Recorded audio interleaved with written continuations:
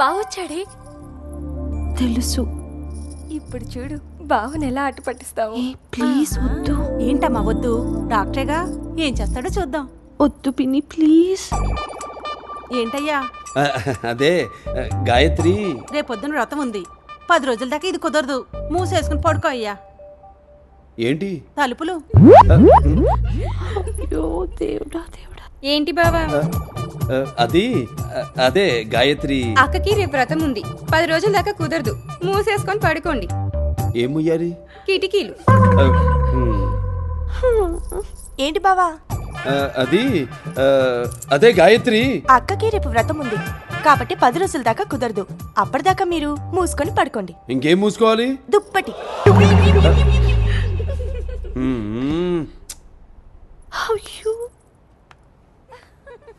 పిన్ని నేను ఎలా అనగానే బామోహం ఇంత అయిపోయింది. అవునమ్మాయి, నేను చెప్పలే, డాక్టర్లు అందరూ అంతే, భయపడిపోతారు.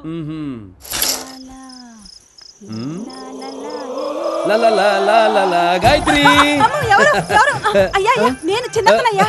మీరా? గాయత్రి అనుకున్నాలే.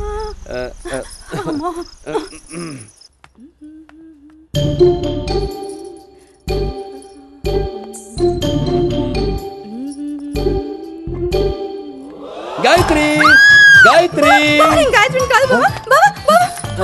నువ్వా? గాయత్రి అనుకున్నాలే. మనం గాని కనపడితే ఇంకేముందా? అమ్మా హరి హరి. గాయత్రి, గాయత్రి బాబో ఏటా పట్టు. నువ్వా? గాయత్రి గాయత్రి అని దొరికినోళ్ళు దొరికినట్టు వాటేసుకుంటున్నాడమ్మా. ఇప్పుడు కానీ నువ్వు వెళ్లేదనుకో ఎవరో ఒకళ్ళు ఏదో ఒకటి చేసేటట్టు ఉన్నాడు. వాళ్ళమ్మో ఎర్రన్నంతినే నానే ఆ పట్టు గిలగిల్లాడిపోనానమ్మా. అట్టట్టున్న నిన్ను ఒక నొక్కు నొక్కేసినాడంటే ఏటైపోతావమ్మి? అక్క అక్క మీ ఆయన రూమ్ లోనే వెతుకుతున్నాడు. అమ్మో నువ్వు తొందరగా వెళ్ళక్క, లేకపోతే ఇక్కడికే వచ్చేసేలా ఉన్నాడు.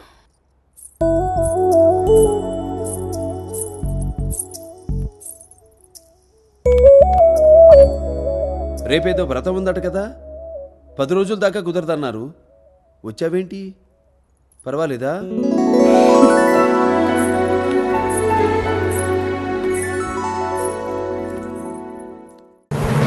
ఇవన్నీ కాదబ్బాయి, క్లియర్గా క్లారిటీగా ఒక్కటే చెప్తున్నా.